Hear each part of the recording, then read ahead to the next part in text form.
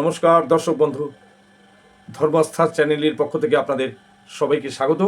আশা করি আপনারা প্রত্যেকেই ভালো আছেন, সুস্থ আছেন। আজকের যে বিষয়টি নিয়ে আমি আলোচনা করব, বিষয়টি অত্যন্ত গুরুত্বপূর্ণ। যে বিষয়টির উপর নির্ভর করে আমরা কেউ না কেউ সেই কার্যতে অর্থাৎ সেই অনুষ্ঠানে আমরা অংশগ্রহণ করে থাকি। বিষয়টি হচ্ছে শ্রাদ্ধে গীতাপাঠ কেন করা হয়। ভিডিওটি দেখতে হলে মন দিয়ে দেখবেন, ভিডিওটি ছেড়ে কোথাও যাবেন না। এবং যদি ভালো লাগে তাহলে চ্যানেলটি মনে করে সাবস্ক্রাইব করবেন। আপনারা অনেকেই ভিডিওটি দেখেন, চ্যানেলটি সাবস্ক্রাইব করেন না, পরে করব বলে অনেকেই ভুলে যান। আপনারা চ্যানেলটি যদি সাবস্ক্রাইব করেন, এ বিষয়ে কোনো সন্দেহ নেই যে আমি অনেক উৎসাহিত বোধ করব এবং নিত্য নতুন ভিডিও আপনাদের সামনে আমি উপস্থাপন করতে পারবো। তার জন্যই প্রত্যেকেই বলি যে মনে করে চ্যানেলটি সাবস্ক্রাইব করবেন। আর যদি পারেন, বাড়িতে যে কটি মোবাইল থাকে প্রত্যেকটি মোবাইল নিয়ে আপনারা ইউটিউবে যান এবং নেট অন করুন, ধর্ম আস্থা কথাটি লিখুন, DHORMO, ধর্ম একটু গ্যাপ দিয়ে, আস্থা ASTHA, এই ধর্ম আস্থা কথাটি লিখুন, তারপর সাবস্ক্রাইব করুন। দেখবেন যে প্রত্যেকটি ভিডিও আপনার সামনে চলে এসেছে। তাহলে শুরু করা যাক আজকের বিষয়টি, যে শ্রাদ্ধে গীতাপাঠ করতে হয় কেন। শ্রাদ্ধকার্যে গীতাপাঠ হিন্দু ধর্মের একটি বিরাট অঙ্গ। আমাদের দেহের মধ্যে একজন দেহী আছেন, তিনি হলেন জীবাত্মা। যতক্ষণ তিনি দেহের মধ্যে অবস্থান করেন ততক্ষণই থাকে দেহের মর্যাদা।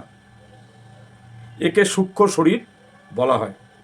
মহাভারতে জীবাত্মা হচ্ছেন অর্জুন আর পরমাত্মা হচ্ছেন কৃষ্ণ। এরা পরস্পরের সঙ্গে অঙ্গাঙ্গিভাবে জড়িত, একেবারে অভিন্ন হৃদয়। অথচ দুজনেই হলেন পুরুষ, দুজনেই চেতনাময় আর দুজনেই অবদ্ধ।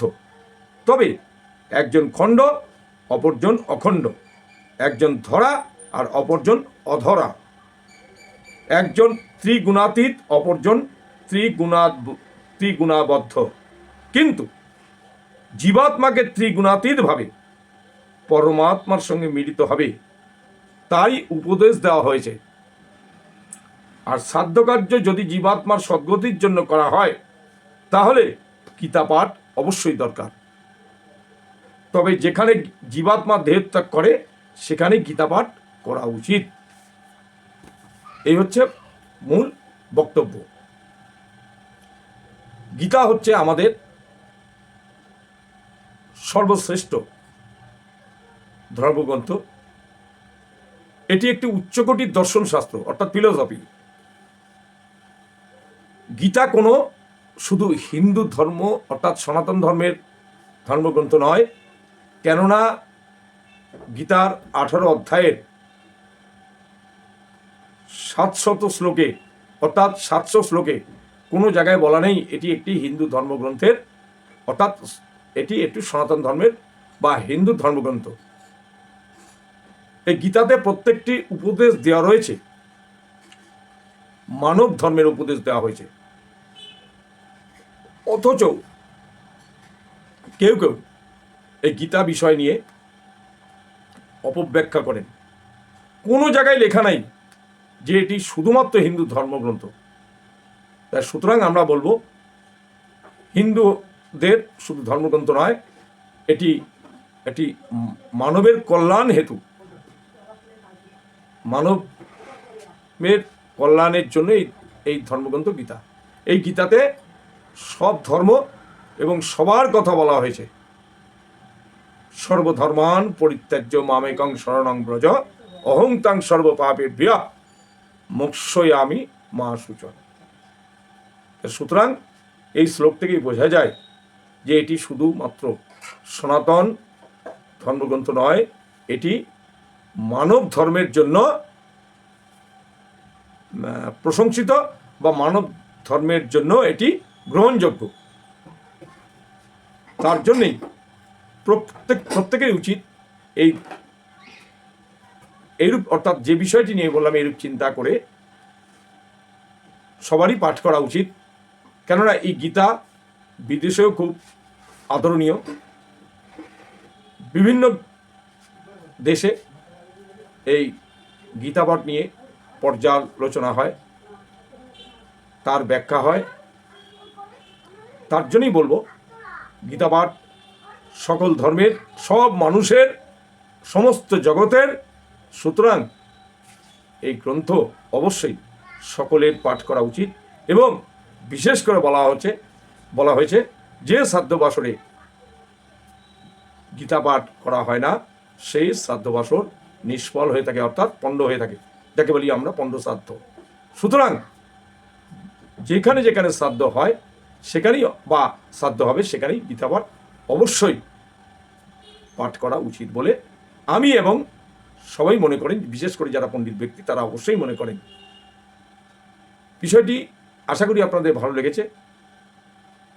যদি ভালো লাগে চ্যানেলটি সাবস্ক্রাইব করবেন, মতামত দিন, লাইক করুন এবং অন্যকে দেখতে সাহায্য করুন। বন্ধু বান্ধব, আত্মীয় স্বজন, যারা পুরোহিত বন্ধু ব্যক্তি আছেন তাদের মধ্যে শেয়ার করুন। আপনারা চেষ্টা করুন চ্যানেলটা সাবস্ক্রাইব করে আমাকে একটু উৎসাহ করা। এই কথা আমি বারবার বলে থাকি, তা সত্ত্বেও দেখি অনেকেই চ্যানেলটি সাবস্ক্রাইব করেন না। যদি কারো রাগ থাকে আমার প্রতি তাহলে সরাসরি ফোনে আলোচনা করবেন, আমি আপনাদের রাগটা অবশ্যই প্রশমিত করব। হয়তো এমনও হতে পারে অনেকে যখন তখন একটা ফোন করেন, বলেন প্রথমে আপনার সময় আছে কিনা, যে তারা একটা টোটাল উপনয়ন সম্বন্ধে জানতে চান, মাঙ্গলিক দোষের বিষয়ে জানতে চান, একটা টোটাল বিবাহ বিষয় নিয়ে জানতে চান। এটা কি বলা যায় একটা ফোনে? তার জন্য গুরু ধরতে হয়, বিভিন্ন বই নিয়ে পড়াশোনা করতে হয়। আমি এসব না বুঝে না জেনে হঠাৎ করে একটা কাজ ধরে নিলাম, তারপরেই একটা মোবাইল নাম্বার সামনে পেয়ে গেলাম ভিডিও দেখে, তাকে ফোন করলাম, আপনি মাঙ্গলিক দোষের ব্যাপারে, অনেকেই ফোন করেন এরকম, মাঙ্গলিক দোষের ব্যাপারে একটু বলুন, উপনয়ন নিয়ে একটু বলুন, অন্নপ্রাশন নিয়ে একটু বলুন, বিবাহ নিয়ে একটু বলুন, শ্রাদ্ধাদি বিষয় নিয়ে একটু বলুন। এটা কি হয়? ফোনে এইসব কি বোঝানো যায়? কেউ যদি একটা প্রশ্ন করে, দুটো প্রশ্ন করে, তার উত্তর দেওয়া যায়। কিন্তু আপনি কাজটা ধরে নিয়েছেন, ধরে নেওয়ার পরে বলছেন সবিন্ডীকরণ বিষয়ে একটু বলুন। এটা কি বোঝানো যায়? না বলা যায়? এই বিষয় নিয়ে অনেকেই রাগ করতে পারেন এবং আমি অল্পতে একটু রেগে যাই, এটা সত্য কথা। কেন? আপনারা অবান্তর কিছু প্রশ্ন করেন। এই প্রশ্নগুলো আপনারা করবেন না। যদি খুব এমার্জেন্সি করতেই হয় তাহলে আপনি রাত্রি 9টার পরে ফোন করুন। দিনে বেলা তো প্রত্যেকের কাজ নিয়ে ব্যস্ত থাকে, মুডটা তখন থাকে না, তখন সংসার নিয়ে বিভিন্ন যাজনিক ক্রিয়াকর্ম, বিভিন্ন রকম কাজকর্ম নিয়ে প্রত্যেকে ব্যস্ত থাকে। আপনারা ফোন করবেন রাত্রি 9টার পরে। আজ তাহলে এখানে শেষ করছি। নমস্কার, ভালো থাকবেন, ভালো থাকবেন, ভালো থাকবেন।